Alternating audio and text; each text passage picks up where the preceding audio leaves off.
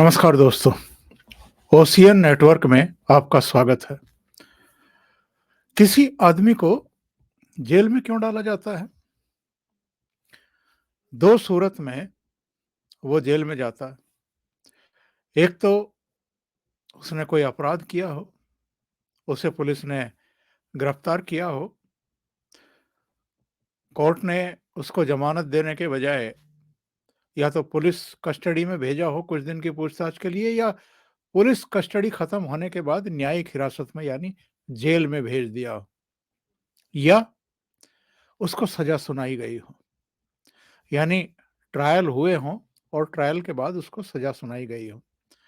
सजा ऐसी हो कि वो आगे दूसरी अदालतों में यानी उच्च न्यायालय में या सर्वोच्च न्यायालय में अगर अपील करना चाहे, कभी-कभी अदालतें उतने समय की ग्रेस दे देती हैं या जेल भेज देती हैं, और अगर ऊपर से राहत मिल जाए तो फिर जेल से उसकी रिहाई हो जाती है। यानी एक वो कैदी जिनको सजा सुनाई जा चुकी है, एक वो कैदी जिनको कुछ समय के लिए यानी जब तक जांच पूरी ना हो जाए, जब तक गवाहियां पूरी ना हो जाएं और आरोप पत्र दाखिल ना कर दिया जाए, तब तक जेल में रखा जाता है ताकि वो गवाहों को प्रभावित ना कर सके, धमका ना सके और तथ्यों के साथ छेड़छाड़ ना कर सके। सत्येंद्र जैन, जो अरविंद केजरीवाल सरकार के स्वास्थ्य मंत्री और स्वास्थ्य ही नहीं 7 महकमों के मंत्री, उनको 30 मई को गिरफ्तार किया गया था। आरोप बहुत ही गंभीर किस्म के हैं, यानी वो गंभीर आरोपों के मंत्री हैं, आरोपी हैं, अपराधी हैं, जिनको तिहाड़ जेल में डाला गया है। उनको कई बार की कोशिशों के बाद भी जमानत नहीं मिली है। अभी तक जमानत नहीं मिली है। इसका मतलब ये है कि उन पर जो भी आरोप ईडी ने लगाए हैं, वो गंभीर किस्म के हैं। आरोप तो ये है कि मनी लॉन्ड्रिंग का खेल खेला गया है, काले धन को सफेद में बदलने का एक इन्होंने उपक्रम किया है कलकत्ता की कुछ फर्म के साथ मिलकर के, और फिर दिल्ली के आसपास जमीनें खरीदी गई हैं। ये जो गुल गपाड़ा है, ये कई साल पुराना है, 16-17 का है, और जाहिर है इस मामले में अगर जमानत नहीं मिल रही है तो गंभीर किस्म के आरोप हैं। दूसरी बात, जेल जाने के बावजूद अगर अरविंद केजरीवाल इस व्यक्ति को जेल मंत्री और स्वास्थ्य मंत्री के पद से बर्खास्त नहीं कर रहे हैं, हटा नहीं रहे हैं, और ये भी बेशर्मी के साथ मंत्री बने हुए हैं और मंत्री बनकर के ही तिहाड़ जेल में विचाराधीन कैदी के तौर पर रह रहे हैं, तो इससे एक बात तो ये पता चलती है कि ये जो आम आदमी पार्टी अन्ना आंदोलन के गर्भ से निकली थी, जो शुचिता की बात करती थी, जो भ्रष्टाचार के खिलाफ तिरंगे लेकर के अपने कार्यकर्ताओं के साथ सड़कों पर उस समय डेमोन्स्ट्रेशन निकालती थी, प्रदर्शन धरने करती थी, जो लोकपाल जन लोकपाल के लिए संघर्ष कर रही थी, वो एक्चुअल में कितनी फ्रॉड निकली है, इससे ये पता चलता है।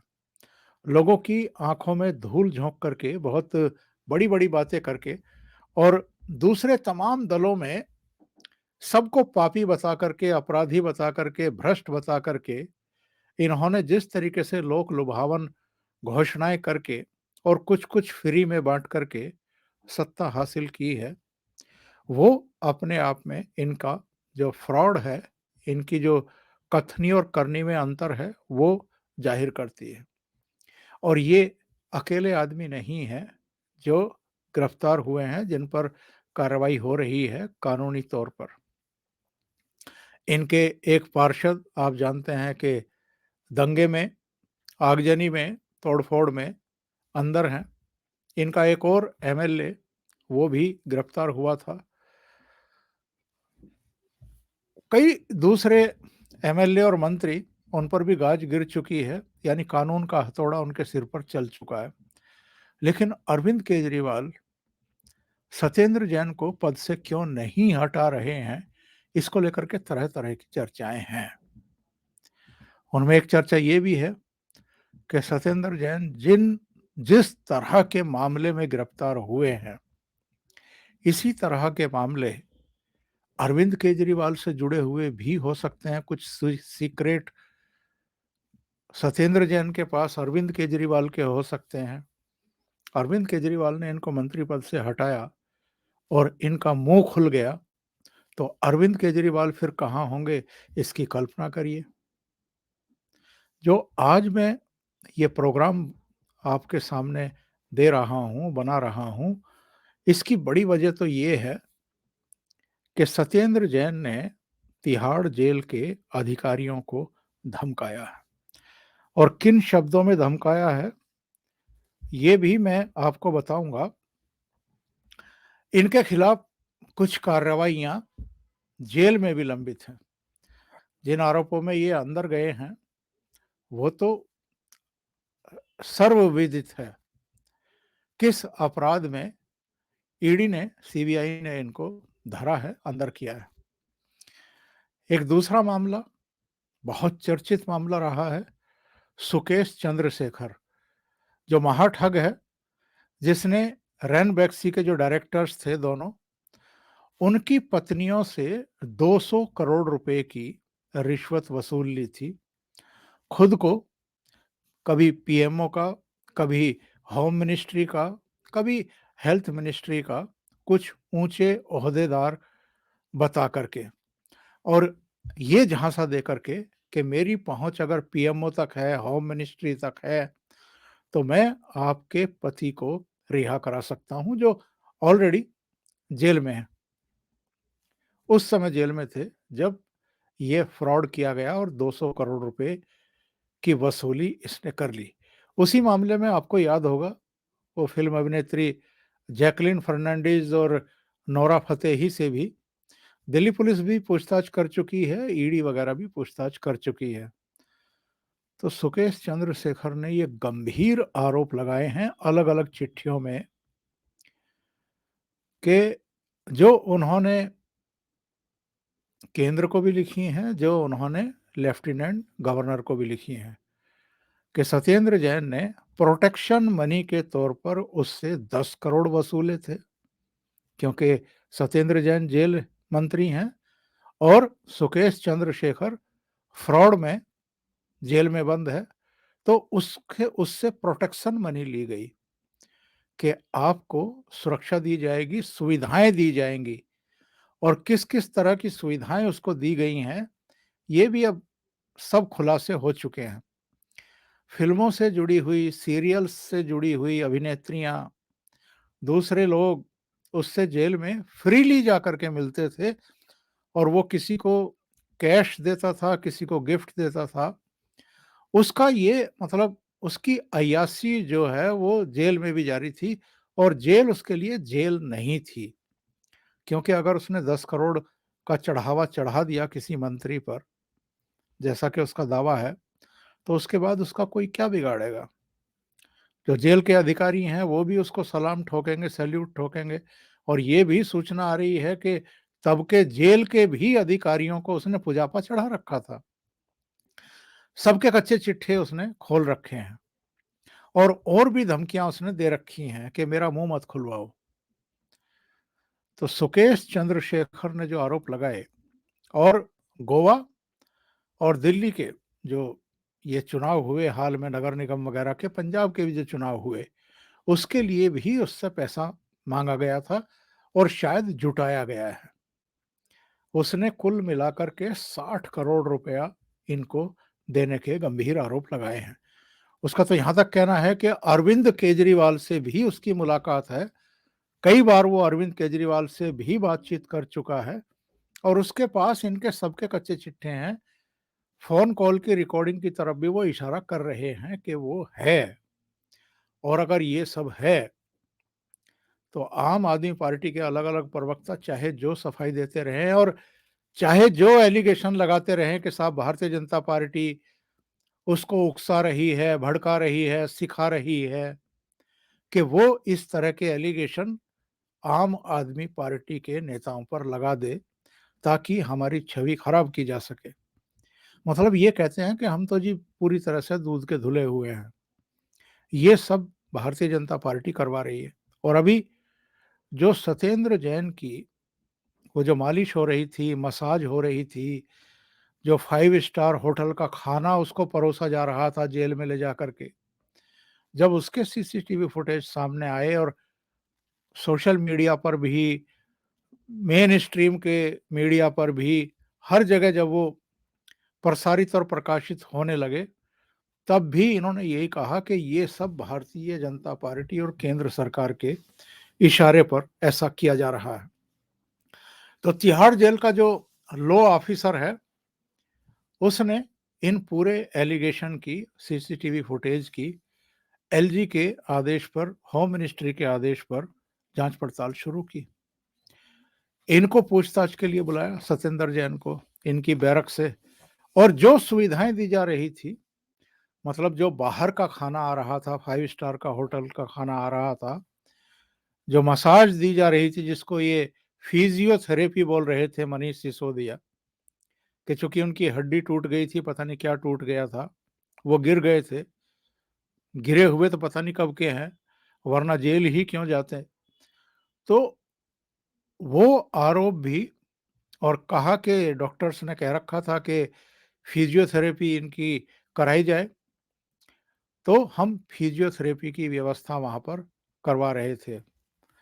वो भी जो फिजियोथेरेपी एसोसिएशन है ऑल इंडिया लेवल की, उसने तभी बयान जारी कर दिया कि फिजियोथेरेपी नहीं है, ये मसाज है।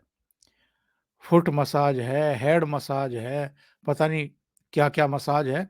और मसाज भी कौन कर रहा था, इसका भी जब खुलासा हुआ, तो इनके बोलने की जगह नहीं बची, सिर उठाने की जगह नहीं बची।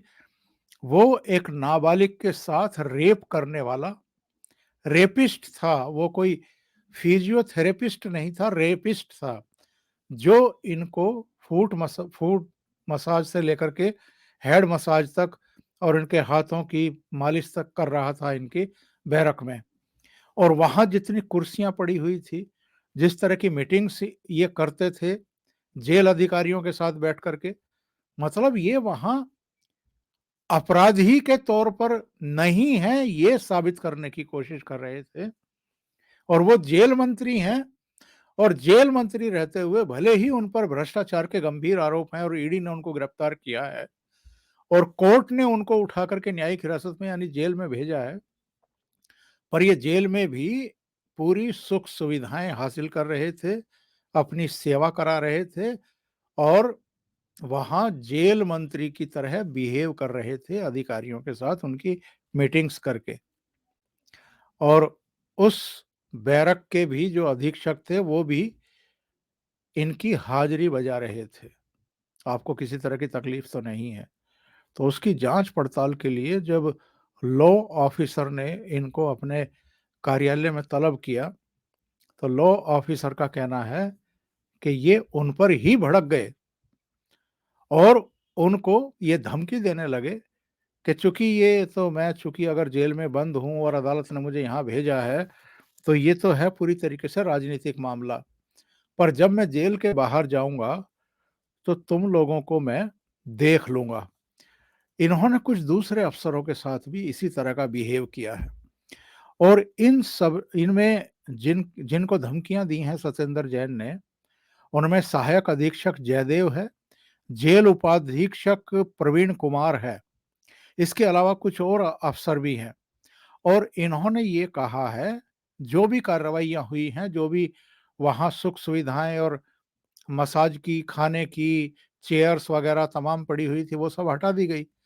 चूँकि भंडाफोड़ हो गया कि इस तरह का मामला चल रहा है, तो इसने ये कहा कि मुझे पता है, ये सब मोटे ने करवाया है, यानी जो जेल ऑफिसर है, लॉ ऑफिसर है, उसने करवाया है। मैं बाहर निकलने के बाद इस जेल से सीसीटीवी फुटेज मांगूंगा और इस लॉ ऑफिसर और जेल नंबर 7 के प्रभारी अधीक्षक राजेश चौधरी को बाहर निकलने के बाद देख लूंगा और इसे नौकरी करना सिखा दूंगा। ये खुली धमकी दी गई है और जो जेल के महानिदेशक हैं यानी डायरेक्टर जनरल प्रिजन्स, उनको लिखित में शिकायत दी गई है कि सत्येंद्र जैन ने इस तरीके से उन्हें खुली धमकी दी है।